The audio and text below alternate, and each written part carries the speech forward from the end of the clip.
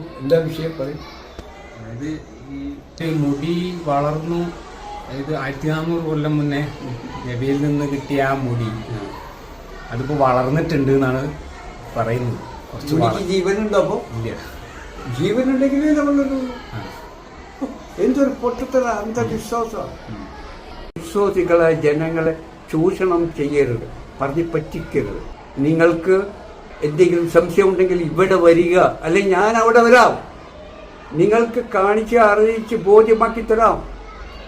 ഇപ്പൊ കാന്തപുരത്തിന് സുഖമില്ല എന്ന് പറഞ്ഞ് സമയം വൈകണ്ട. വൈകിട്ട് പിന്നെ അദ്ദേഹം മറഞ്ഞു പോയിട്ട് പിന്നെ കുട്ടികൾ അതിയേറ്റ് നടക്കുന്ന സഹാബക്കളെ പോലെ പ്രശ്നമാവും. അപ്പൊ അദ്ദേഹം ഉള്ളപ്പം തന്നെ ഇപ്പം നേരിട്ട് ഞാൻ അങ്ങോട്ടോ അല്ലെങ്കിൽ ഇങ്ങോട്ടോ വന്നിട്ട് കാര്യങ്ങൾ സംസാരിച്ച് കാണിച്ചു അറിയിച്ച് ബോധ്യമാക്കി തരാൻ അവസരമുണ്ട്. വെറുതെ പറയില്ല. ഇനി വേറെ ഏത് മഠാധിപന്മാരായാലും ഋഷീശ്വരന്മാരായാലും ഏത് ദൈവമായാലും ഏത് ഷേഖായാലും പിന്നെ കുത്തുബ് സുൽത്താനെന്നൊക്കെ പറയുന്നവരുണ്ടെങ്കിൽ സുൽത്താൻ ആദ്യമുള്ള നൂറും ആ ഇലാഹും ഇല്ലല്ലയും അന്ന മുഹമ്മദ് റസൂലല്ലയും ആ അർദ്ധനാരീശ്വരനായ ശിവനും ആ ജ്യോതിയും ആ ശിവൻ പുനർജനിച്ചില്ല, ശിവാവതാരവും അന്ന മുഹമ്മദ് റസൂലുള്ളാഹി ഇവിടെ ഇരിക്കുന്നു. ഇതിലും വലിയൊരു കുത്തുബ് ആരാണിപ്പോൾ ഉള്ളത്? പറയൂ, കാണിക്കൂ, പറഞ്ഞ പോരാ, കാണിച്ചു തരും. എന്താ വിഷയം പറയും? അതായത് ഈ മുടി വളർന്നു, അതായത് 1400 കൊല്ലം മുന്നേ നബിയിൽ നിന്ന് കിട്ടിയ ആ മുടി അതിപ്പോ വളർന്നിട്ടുണ്ട് എന്നാണ് പറയുന്നത്. മുടിക്ക് ജീവനുണ്ടോ? അപ്പൊ ഇല്ല. ജീവനുണ്ടെങ്കിലേ നമ്മളൊരു എന്തൊരു പൊട്ടത്തര അന്ധവിശ്വാസം. അതുമില്ലാതെ വെള്ളത്തിൽ വെച്ചിട്ട് വെള്ളം കുടിക്കാൻ കൊടുക്കണമല്ലോ. അള്ളാഹി റസൂലിനെ അറിയണം മോനെ. ഇവര് ഏത് ഗ്രൂപ്പായാലും ഇസ്ലാമിന്റെ ഗ്രൂപ്പായാലും അള്ളാഹുവിനെയും റസൂലിനെയും അറിയില്ല. സൂറത്ത് 24:100 വചനം പറയും, അള്ളാഹു നൂറ് സമാവാറ്റി വെള്ളം. അള്ളാഹു ആരാന്ന് പറഞ്ഞ് ആകാശങ്ങളുടെയും ഭൂമിയുടെയും പ്രകാശമാണ് അള്ളാഹു. നിങ്ങൾ ആ വ്യക്തമായി ആകാശത്തെ കാണാം, ഭൂമിയെ കാണാം. എന്നിട്ട് ആ ആകാശ ഭൂമികളിലെ പ്രകാശത്തെ നോക്കും. നിങ്ങൾ ഖുർആൻ പറഞ്ഞ് ചിന്തിക്കുന്നവർക്ക് ദൃഷ്ടാന്തം കണ്ടെത്താൻ കഴിയുന്നവർ ദൃഷ്ടാന്തമുണ്ടെന്ന് പറഞ്ഞു. എന്നിട്ട് നിങ്ങൾ ആര് കണ്ടെത്തി? ഇവിടുത്തെ ഏത് പണ്ഡിതൻ ഞാൻ ഇസ്ലാമിൻ്റെ ഉന്നതമായ പണ്ഡിതനാണ്, ആ തരത്തിലുള്ള നേതാവാണെന്ന് പറയുന്നുണ്ടെങ്കിൽ ആ പണ്ഡിതൻ ആകാശങ്ങളെ കാണുന്നു, ഭൂമിയെ കാണുന്നു. എന്നിട്ട് ആകാശ ഭൂമികളിലെ പ്രകാശത്തെ കാണുന്നുണ്ടോ? ഇല്ല. പിന്നെ എന്തിൻ്റെ പാണ്ഡിത്യമാണ് എനിക്ക് പറയും? പിന്നെ അള്ളാഹു പറഞ്ഞു നൂറുള്ളാന്ന്, പ്രകാശമാണ് അള്ളാഹു എന്ന് പറഞ്ഞു. ആ പ്രകാശത്തെ വിശദീകരിക്കാണ് ആകാശങ്ങളുടെയും ഭൂമിയിലെയും പ്രകാശമാണ് അള്ളാഹു എന്ന്. എന്നിട്ട് ഈ പണ്ഡിതൻ കണ്ടോ? ഒന്ന് കാണിച്ചു തരുമോ? ഇല്ല. അങ്ങനെ സൂറത്ത് 100 ആകാശഭൂമികളുടെ പ്രകാശമാണ് അള്ളാഹു എന്ന് പറഞ്ഞു. എന്നിട്ട് അതിൻ്റെ ഉപമ ഇതാ, ഒരു വിളക്കുമാടം എന്ന് ഉപമയാണ് പറഞ്ഞിട്ടോ. ആദ്യം പറഞ്ഞ് റിയലായുള്ള യാഥാർത്ഥ്യത്തെ പറഞ്ഞത് ആകാശങ്ങളുടെയും ഭൂമിയുടെയും പ്രകാശമാണ് അള്ളാഹു എന്ന് റിയലായി പറഞ്ഞ് കാണിച്ചു തരിക.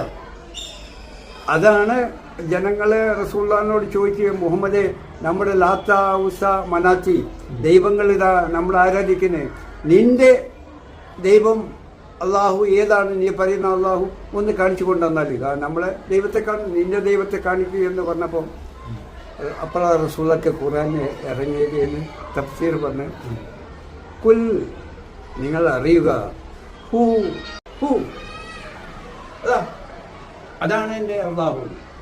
ഏതാണ്? ഹൂ കുൽ ഹൂ അല്ലാഹു അഹദ്, അവനാണ് എൻ്റെ ഒരുവനായ അള്ളാഹു, എൻ്റെ എല്ലാ പ്രപഞ്ചത്തിൻ്റെ സകലമാനത്തിൻ്റെ അള്ളാഹു അവനാണ്. അങ്ങനെ പ്രകാശത്തെ ചൂണ്ടിക്കാണിച്ച് പറയുകയാണ്, കാണിക്കാൻ. അങ്ങനെ വ്യക്തമാക്കി ആകാശഭൂമികൾ പ്രകാശമായ അള്ളാഹുവിനെ കുല്ലഹു അല്ലാഹു അഹദ് അല്ലാഹു സമദ് ലം യലിദ് വലം യൂലദ് വലം യകുൽ ലഹു എല്ലാം കുഫുവൻ അഹദ ഒന്നിൽ നിന്നാണെന്ന് പറഞ്ഞ് പഠിപ്പിച്ച് നിങ്ങൾ ആ ഖുർആൻ അറിയെങ്കിൽ, ആ ഖുർആൻ ആയത്തിൽ പോയി മനസ്സിലാക്കി അറിഞ്ഞെടുത്തെങ്കിൽ, അതിൻ്റെ നേതാവാണെങ്കിൽ നിങ്ങൾക്ക് കാണാനോ അറിയാനോ കഴിയും. അല്ലെങ്കിൽ അല്ല. എന്നിട്ട് ആ പ്രകാശം റസൂലുള്ള പറഞ്ഞു അനമിന്നൂരില്ലാഹി, ഞാൻ ആ പ്രകാശമാണെന്ന്. അപ്പൊ പ്രകാശം വരാറ് അന്ന മുഹമ്മദ് റസൂലുള്ളാഹി ആദ്യ പ്രകാശമായി വന്ന്. ഞാൻ ഇത് ഇങ്ങനെ പറയാനും കാണിക്കാനും വ്യക്തമാക്കി തരാനും കാരണം എന്നെയും അള്ളാഹു ആ പ്രകാശത്തിൽ കൊണ്ടുപോയിട്ട് ഞാനും ആ പ്രകാശമായിരുന്നു. ആദ്യം ആ പ്രകാശത്തിനും മുമ്പേ, പ്രപഞ്ചത്തിനും മുമ്പേയുള്ള ശൂന്യമായ ഊർജവും പരമാത്മാവും ഉപനിഷത്ത് പറഞ്ഞ ചൈതന്യമുണ്ടോ, അതിന് ആത്മാവ് എന്നൊക്കെ പറഞ്ഞ് കാണാനോ അറിയാനോ കഴിയാത്ത ആ ശൂന്യാവസ്ഥ, ആ അവസ്ഥയിലാണ് എന്നെയും കൊണ്ടുപോയിട്ടത്. എന്നിട്ട് ആ അള്ളാഹുവിൻ്റെ ഈശ്വരൻ്റെ പ്രപഞ്ചനാഥൻ്റെ ചൈതന്യത്തിൻ്റെ വിശേഷ ഗുണങ്ങളെല്ലാം ഉൾക്കൊണ്ടിരിക്കുന്ന, വിശേഷ ഗുണങ്ങൾ ഉദ്ദേശിച്ച് ഉൾക്കൊണ്ടിരിക്കുന്ന ഒരു വിത്ത് എന്ന പോലെ, എല്ലാം ഇവിടെ വിത്തിൽ നിന്നാണല്ലോ. ആ വിത്തിലെ ഗുണങ്ങളാണ് പ്രസരിച്ച് വികസിച്ച് മുളച്ച് വളർന്ന് രൂപം കൊള്ളുന്നത്. എന്ന പോലെ അള്ളാഹുവിൻ്റെ വിശേഷ ഗുണങ്ങളെല്ലാം ഉൾക്കൊണ്ടിരിക്കുന്ന, ഈശ്വരൻ്റെ വിശേഷ ഗുണമെല്ലാം ഉൾക്കൊണ്ടിരിക്കുന്ന ആദ്യ പ്രകാശ വിത്തായി, ദൃശ്യമായി, അതാണ് നൂറുള്ള എന്നും ആകാശങ്ങളുടെ ഭൂമിയുടെ പ്രകാശമാണ് അള്ളാഹു എന്നും അറബിയിൽ പറയുന്ന റസൂലുള്ള പറഞ്ഞു. അതാണ് ഉപനിഷത്തുകളും ഗീതയിലും എല്ലാം പറയുന്നത്. ഹർഷഭാരത സംസ്കാരത്തിൽ പറയുന്നത് ജ്യോതിയിൽ, ആ പ്രകാശത്തെയാണ് ജ്യോതി, കത്തി ജ്വലിച്ചുകൊണ്ടിരിക്കുന്ന ജ്വാലക്കാണ് ജ്യോതി എന്ന് പറയും. ജ്യോതി എന്നും ഓംകാരം എന്നും പറയുന്ന ആ പ്രകാശത്തിന് ആദ്യ പ്രകാശം. ഇത് ആർക്കറിയും? ഏത് ഇസ്ലാമ എന്നറിയും. അപ്പൊ അള്ളാഹു കാണിച്ചും അറിയിച്ചു. ഇബ്രാഹിമിനെ സൂറത്ത് 6 അന്നാം 75-ാമത്തെ വചനത്തിൽ പറയും, ഇബ്രാഹിമിന് അള്ളാഹു സൃഷ്ടികർമ്മങ്ങളും രാജാധിപത്യ രഹസ്യങ്ങളെല്ലാം കാട്ടിക്കൊടുത്തിരുന്നു. അദ്ദേഹം യാഥാർത്ഥമായി തീരാൻ കഴിഞ്ഞു.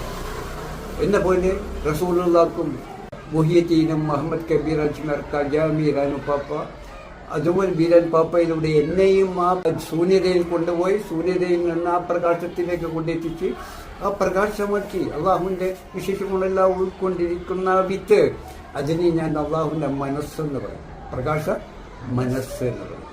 അള്ളാഹുവിൻ്റെ ആ പ്രകാശ മനസ്സായ മനുഷ്യനെ റസൂലുള്ള പറഞ്ഞു അനമിൻ നൂരില്ലാഹി, ഞാൻ ആ പ്രകാശമാണെന്ന്. ആ പ്രകാശത്തിൽ എന്നെയും കൊണ്ടിട്ട് ഞാനും പറയുന്നു അനമിൻ നൂരില്ലാഹി, ഞാൻ ആ പ്രകാശമായിരുന്നു.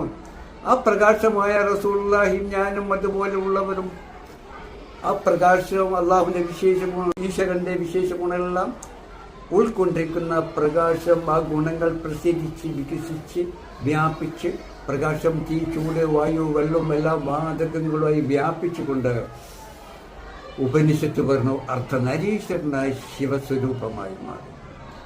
അറബിയിൽ പറഞ്ഞ അഷ്ഹദു അന്ന നൂറിലാമായി പ്രസരിച്ച് വികസിച്ച് ഇലാഹായി, ആലമായി, ഇലാഹായി.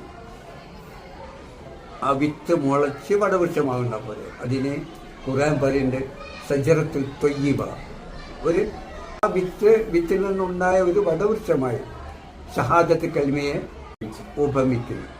അത് നിങ്ങൾക്കറിയോ? ഇസ്ലാമാണെങ്കിൽ ഒന്ന് കാണിക്കാവോ? പിന്നെ ഇന്ത്യൻ്റെ നേതാവായിട്ടാണ് നടക്കുന്നത്. അപ്പോൾ അള്ളാഹു ഇതേപോലെ കാണിച്ചും അറിയിച്ചും സൃഷ്ടിച്ചുണ്ടാക്കിയ രഹസ്യങ്ങളെല്ലാം കാണിച്ചു അറിയിച്ചും ഇബ്രാഹിം നബിയെ, റസൂലുള്ളാഹി മുഹിയദ്ദീൻ പോലെ വീരൻ പാപ്പിൻ്റെ ഈ ബാബി അതുപോലെ കണ്ടറിഞ്ഞ് അനുഭവിച്ചു വന്ന ആ ദൈവത്തിൻ്റെ പ്രാതിനിധ്യം, അവരെല്ലാമായ പ്രാതിനിധ്യം വഹിക്കുന്ന ഇവിടുന്ന് പറയുന്നു, ഇവിടുന്ന് ചോദിക്കുക, മനസ്സിലാക്കുക, ഇവിടുന്ന് കാണിക്കുക. അള്ളാഹു ഇബ്രാഹിമിനെയും സകലർക്കും എനിക്കും കാണിച്ചു തന്ന പോലെ ഞാൻ നിങ്ങൾക്കും കാണിച്ചു തരാം. അള്ളാഹു കാണിച്ചും വരച്ചും അനുഭവിച്ചും തന്ന ബോധോദയം നൽകിയ ദൈവ സാക്ഷാത്കാരം ആക്കി തീർത്ത ആ യാഥാർത്ഥ്യം നിങ്ങൾക്കും ഞാൻ കാണിക്കാം. മസിൽ പിടിച്ച് അവിടെ ഇരുന്നാൽ കിട്ടൂലോ. നിങ്ങൾക്ക് വേണമെങ്കിൽ റസൂലുള്ള വഫാത്തായി പോയി 1400 വർഷം മുമ്പേ എന്ന് പറഞ്ഞാൽ റസൂലുള്ള വഫാത്താകുന്ന റസൂലുള്ളാഹിന്റെ മുടിയാണോ നിങ്ങൾ കൊണ്ടു നടക്കുന്നത്? ആ മുടിക്ക് ജീവനുള്ളതിനെ വളർച്ചയുള്ളൂ, നിലനിൽപ്പുള്ളൂ. ആ മുടിക്ക് ജീവനുണ്ടോ? പിന്നെ എങ്ങനെ റസൂലുള്ള വഫാത്താവും? മുടി ആ റസൂലുള്ള തന്നെയാണ്, ആ അനമിന്നൂല്ല, ആ നൂറ് തന്നെയാണ്. ഞാൻ പറയാം, ആ ആദ്യ നൂറ് തന്നെയാണ് റസൂലുള്ളയും ഞാനും അതുപോലെ ഉള്ളവരെല്ലാമായി. ആ 100 ആ ജ്യോതി പ്രസരിച്ച് വികസിച്ച് വ്യാപിച്ച് നേരത്തെ പറഞ്ഞ പോലെ പ്രകാശം, തീ, ചൂട്, വായു, വെള്ളം എല്ലാം വാതകങ്ങളായി അർദ്ധനാരീശ്വരന്റെ ശിവസ്വരൂപമായി. അതിനെയാണ് അറബിയിൽ അഷ്ഹദു അൻ ലാ ഇലാഹ എന്ന് പറഞ്ഞു. അഷ്ഹദു അൻ ലാ ഇലാഹ, ആ വിത്ത്, ആ പ്രകാശം പ്രസരിച്ച് വികസിച്ച് രൂപാന്തരപ്പെട്ട് സജറത്തിൽ ത്വയ്യിബ, ആ വിത്ത് മുളച്ചുണ്ടായ ഒരു വടവൃക്ഷത്തെ പോലെ. ആ നൂറ് ഇറങ്ങി വന്ന രണ്ടാമത്തെ നൂറ ആയ അന്ന മുഹമ്മദ് റസൂലുള്ളയാണ് ഞാൻ. ഈ മുടി അന്ന് ആദ്യേ അനമിന്നൂരില്ലാഹി ആയിരുന്ന അതിലുണ്ടായിരുന്ന ആ മുടി തന്നെയാണിത്. അത് തന്നെ രൂപാന്തരപ്പെട്ട് വന്നാണ് ഈ പ്രകാശവും തീയും ചൂടും വായുവും വെള്ളവും പിന്നെ ഭൂമിയും മണ്ണും സസ്യങ്ങളും ജീവജാലങ്ങളും മനുഷ്യനും എല്ലാമായി രൂപപ്പെട്ട് വന്നത് ആ നൂറാണ്. ആ നൂറിൻ്റെ അപ്പുറം ആ പരമാത്മാവായ അള്ളാഹുവാണ്, ഈശ്വരനാണ്. അതാണ് പ്രകാശമായും ജ്യോതിയായും സകലമാനും ഈ മനുഷ്യ സ്വരൂപവുമായി ദൃശ്യമായി വന്നിരിക്കുന്നത്. ആ അന്നേ ഉള്ള ആ മുടി തന്നെയാണ് ഇപ്പോഴും എന്നിലും നിങ്ങളിലുമുള്ളത്. ആ റസൂൽ അന്ന റസൂലിൻ്റെ മുടി തന്നെയാണ്, ആ എല്ല് തന്നെയാണ്, ആ പല്ല് തന്നെയാണ്, ആ മാംസം തന്നെയാണ്, ആ ആത്മാവ് തന്നെയാണ്, ആത്മാവായ അള്ളാഹു തന്നെയാണ്. പിന്നെ മുടി വളരുന്നുണ്ട്, മെറ്റിയാക്കിയത് ഈ പാവങ്ങളെ അന്ധരായ അന്ധകാരത്തിൽ പെട്ടിരിക്കുന്ന അന്ധവിശ്വാസികളായ ജനങ്ങളെ ചൂഷണം ചെയ്യരുത്, പറഞ്ഞ് പറ്റിക്കരുത്. നിങ്ങൾക്ക് എന്തെങ്കിലും സംശയം ഉണ്ടെങ്കിൽ ഇവിടെ വരിക, അല്ലെങ്കിൽ ഞാൻ അവിടെ വരാം, നിങ്ങൾക്ക് കാണിച്ച് അറിയിച്ച് ബോധ്യമാക്കി തരാം. ഇപ്പൊ കാന്തപുരത്തിന് സുഖമില്ല എന്ന് പറഞ്ഞ് സമയം വഴുകണ്ട. വൈകിട്ട് പിന്നെ അദ്ദേഹം മറഞ്ഞു പോയിട്ട് പിന്നെ കുട്ടികൾ അതിയേറ്റ് നടക്കുന്ന സഹാബക്കളെ പോലെ പ്രശ്നമാവും. അപ്പം അദ്ദേഹം ഉള്ളപ്പം തന്നെ ഉപ്പം നേരിട്ട് ഞാൻ അങ്ങോട്ടോ അല്ലെങ്കിൽ ഇങ്ങോട്ടോ വന്നിട്ട് കാര്യങ്ങൾ സംസാരിച്ച് കാണിച്ചു അറിയിച്ച് ബോധ്യമാക്കി തരാൻ അവസരമുണ്ട്. വെറുതെ പറയില്ല. ഇനി വേറെ ഏത് മഠാധിപന്മാരായാലും ഋഷീശ്വരന്മാരായാലും ഏത് ദൈവമായാലും ഏത് ഷേക്കായാലും പിന്നെ കുത്തുബ് സുൽത്താനെന്നൊക്കെ പറയുന്നവരുണ്ടെങ്കിൽ സുൽത്താൻ ആദ്യമുള്ള നൂറും ആ ഇലാഹും ഇല്ലല്ല അന്ന മുഹമ്മദ് റസൂലിലെയും ആ അർദ്ധനാരീശ്വരനായ ശിവനും ആ ജ്യോതിയും, ആ ശിവൻ പുനർജനിച്ചില്ല, ശിവാവതാരവും അന്ന മുഹമ്മദ് റസൂലുള്ളാഹി ഇവിടെ ഇരിക്കുന്നു. ഇതിലും വലിയൊരു കുത്തുബ ആരാണ് ഇപ്പോൾ ഉള്ളത്? പറയും, കാണിക്കും, പറഞ്ഞ പോരാ, കാണിച്ചു തരണം. പറയൽ അത് ഊഹത്തിൽ നിന്നുള്ളതാണ്, ധാരണയിൽ നിന്നാണ്. കാണിക്കൽ മുന്നിൽ ദൃശ്യമായുള്ള നിലകൊള്ളുന്ന ദൃഷ്ടാന്തമാണ് കാണിക്കാറുള്ളത്. ഓക്കെ, കാണിക്കും. നിങ്ങൾ കുത്തുബാണെങ്കിൽ, നിങ്ങൾ ദൈവികമാണെങ്കിൽ, അല്ലെങ്കിൽ നിങ്ങൾ പാലിനെ വെള്ളമാക്കലോ വെള്ളത്തെ തേനാക്കലോ അല്ല നമുക്ക് വേണ്ടത്. യാഥാർത്ഥ്യത്തെ കാണിച്ച് അറിയിച്ച് ബോധ്യമാക്കി തരണം. ഓക്കെ, അല്ലാത്ത വർത്താനമല്ല. ആ യാഥാർത്ഥ്യത്തെ ഞാൻ നിങ്ങൾക്ക് അദൃശ്യതയിൽ നിന്ന് ദൃശ്യമാക്കി സൃഷ്ടിച്ചുണ്ടാക്കി രാജ്യാധിപത്യ രഹസ്യങ്ങളെല്ലാം കാണിച്ചു മറിച്ചു തരാം. വെറുതെ പറയല്ല. ഞാൻ നിങ്ങൾക്ക് അറബി ഖുർആൻ ഓതിത്തരല്ല, നിങ്ങൾക്ക് ഗീത ഉപനിഷത്തുകളോ സംസ്കൃതത്തിൽ ഓതിത്തരല്ല ചെയ്യുന്നത്. അതിലൂടെ അവർ പറഞ്ഞതൊക്കെ സത്യമാണ്, യാഥാർത്ഥ്യമാണ്. ആ യഥാർത്ഥത്തെ ഉപമകളെ നിങ്ങൾക്ക് കിട്ടുന്നുള്ളൂ, യഥാർത്ഥത്തെ കാണില്ല. അതുകൊണ്ട് അവരെല്ലാവരും പറഞ്ഞത് അവരെല്ലാവരും തന്നെയാണ് ഞാനും. അന്ന് അവർ കണ്ട് പറഞ്ഞത് ഇതാ ഇന്നും ഞാൻ നിങ്ങൾക്ക് കാണിച്ചു തരാം. നിങ്ങൾക്ക് പുറം കണ്ണിൽ കാണിച്ചു തരാം. അത് എങ്ങനെ എന്താണ് നിങ്ങൾക്ക് കഴിയോ? നിങ്ങൾക്ക് കഴിയില്ല. കയ്യെങ്കിൽ കാണിക്കൂ, അല്ലെങ്കിൽ ഞാൻ കാണിക്കാം. പിന്നെ ബാബ പറഞ്ഞത് ശരിയല്ല എന്ന് പറയുകയാണെങ്കിൽ, ബാബ അത് പറഞ്ഞത് ശരിയല്ലെങ്കിൽ, അതല്ല അങ്ങനല്ലെങ്കിൽ അത് എങ്ങനെയാണെന്ന് നിങ്ങൾ കാണിക്കണം. അതെങ്ങനെയാണ്? അതാ ഇന്ന പോലെയാണ്, ഇന്നതാണല്ലോ നോക്കൂ എന്ന് നിങ്ങൾ കാണിച്ചു തരണം. നിങ്ങൾ കാണിക്കാതെ ശരിയല്ല എന്ന് പറഞ്ഞാൽ നിങ്ങൾക്കറിയും, നിങ്ങൾ കണ്ടിട്ടില്ല, നിങ്ങൾ അറിഞ്ഞിട്ടില്ല, അതുകൊണ്ട് ശരിയല്ല എന്ന് പറയാൻ പറ്റില്ല. ബാബ കാണിക്കുകയാണ്, ഓരോന്ന് എടുത്ത് കാണിക്കുകയാണ് പുറം കണ്ണിൽ. അത് നിങ്ങൾ കണ്ടിട്ട് അത് ശരിയല്ല എന്ന് പറയണമെങ്കിൽ നിങ്ങൾക്ക് അതിനെക്കാട്ടി ശരിയായ ഒന്ന് നിങ്ങൾ കണ്ടിരിക്കണം. നിങ്ങൾ കണ്ടറിഞ്ഞ് ജനങ്ങൾക്ക് കാണിച്ചു കൊടുത്തിരിക്കണം. അപ്പോൾ ഇത് ശരിയല്ല, അത് ശരിയാണ്, ഞാനും വരാം നിങ്ങളെ കൂടെ. ശരിയായത് നിങ്ങളടുത്തുണ്ട്, ഞാനും നിങ്ങളെ അനുകരിക്കാം, നിങ്ങൾ സ്വീകരിക്കാം. അല്ലെങ്കിൽ ശരി ഏതെന്ന് വെച്ചാൽ അതിനെ അംഗീകരിച്ചേ പറ്റൂ. അപ്പോഴാണ് യാഥാർത്ഥത്തെ ഞാനും നിങ്ങളും അല്ല ഇവിടെ. ഈ പ്രപഞ്ചനാഥനായ പരമാത്മാവായ അള്ളാഹുവും ഈശ്വരനും ഭഗവാനും ദൈവവും മാത്രമേ ഉള്ളൂ. ഞാനും നിങ്ങളും ഇല്ല. ഞാനെന്ന ആ യഥാർത്ഥമല്ലാത്ത ഞാനെന്ന ധാരണ ഉണ്ടല്ലോ, ആ പരമാത്മാവായ ഈശ്വരനല്ല ഞാൻ, അള്ളാഹു അല്ല, ഇത് ഞാനെന്ന ഇന്ന മാതാപിതാക്കളുടെ മകനായ ഇന്ന പേരിൽ അറിയപ്പെടുന്ന ഞാനാണ് എന്ന ധാരണ പോകണം. ഈ പരമാത്മാവ് ഇല്ലെങ്കിൽ ഞാനില്ലല്ലോ, അവിടെ മരിച്ചു എന്ന് പറഞ്ഞു. അപ്പോൾ പരമാത്മാവായ ശരീരത്തെ അവന് വേണ്ടി ശരീരത്തെ സൃഷ്ടിച്ചതും സ്വപ്നത്തിലൂടെ ഇതിൽ പ്രവേശിച്ചുകൊണ്ട് ഇതിലെ നിലനിന്ന് കാണുന്നു, കേൾക്കുന്നു, അറിയുന്നു, പ്രവർത്തിക്കുന്നു, ആവശ്യമായതെല്ലാം സൃഷ്ടിച്ചുണ്ടാക്കി പ്രവർത്തിച്ചു കൊണ്ടും സംസാരിക്കുന്നതും ആ പരമാത്മാവായ ഈശ്വരനാണ്. അവൻ ഇതിൽ പ്രവേശിച്ചില്ല എങ്കിൽ ഞാൻ മരിച്ചു, ഞാനില്ല, അപ്പോൾ ഉള്ളത് ഈശ്വരനാണ് എന്ന യാഥാർത്ഥ്യം മനസ്സിലാക്കി ഞാനെന്ന ഒന്നില്ല, ഞാനും നിങ്ങളുമില്ല, ആ പരമാത്മാവായ ഈശ്വരനും അള്ളാഹു മാത്രമേ ഉള്ളൂ എന്ന യാഥാർത്ഥ്യം മനസ്സിലാക്കിക്കൊണ്ട് ഞാൻ ഇല്ലാതായി, അതാണ് ശിർക്ക്, മായ പോയി ദൈവം ഈശ്വരൻ അള്ളാഹു മാത്രമായി തീരുകയും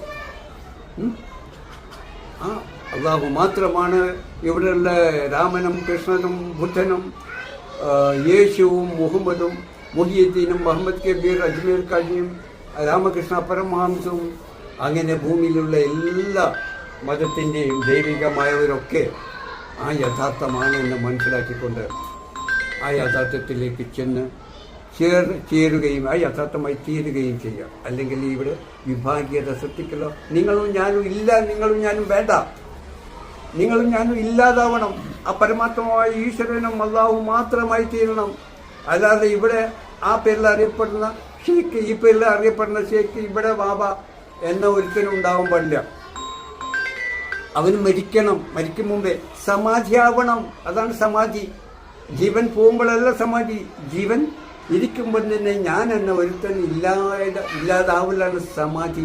ആ സമാധിയായ ആ പരമാത്മാവായ ഈശ്വരനും അള്ളാഹു മാത്രമാണ് നിങ്ങളോട്, ആ പരമാത്മാവായ ഈശ്വരനും അള്ളാഹു മാത്രം നിങ്ങളോട് സംസാരിക്കുന്നത്, പറയുന്നത്.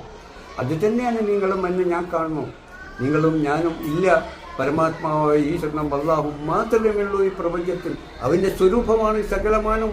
പിന്നെ വേറൊരു ലോകവുമില്ല. ഇവിടെ ഒരു കൃഷ്ണനുമില്ല, രാമനുമില്ല, ബുദ്ധനുമില്ല, യേശുവില്ല, മുഹമ്മദുമില്ല, ഞാനുമില്ല, നിങ്ങളുമില്ല. പരമാത്മാവായ അള്ളാഹും ഈശ്വരനും അല്ലാതെ നിങ്ങളും ഞാനുമില്ല. എന്നിട്ടാണ് മുടിയും എല്ലും തോലും രൂപവും ഉണ്ടാവുന്നത്. ആ പരമാത്മാവിൻ്റെ സ്വരൂപങ്ങളാണെല്ലാം. ജീവനില്ലാത്ത ഒന്നിനും നിലനിൽപ്പില്ല, ഒന്നിനും വളരുകയില്ല എന്ന് മനസ്സിലാക്കുക. നിങ്ങളിപ്പോൾ മുടി പറഞ്ഞത് കൊണ്ടാണ് ഞാൻ ഇത്രയും സംസാരിക്കേണ്ടി വന്നത്. ഓക്കെ.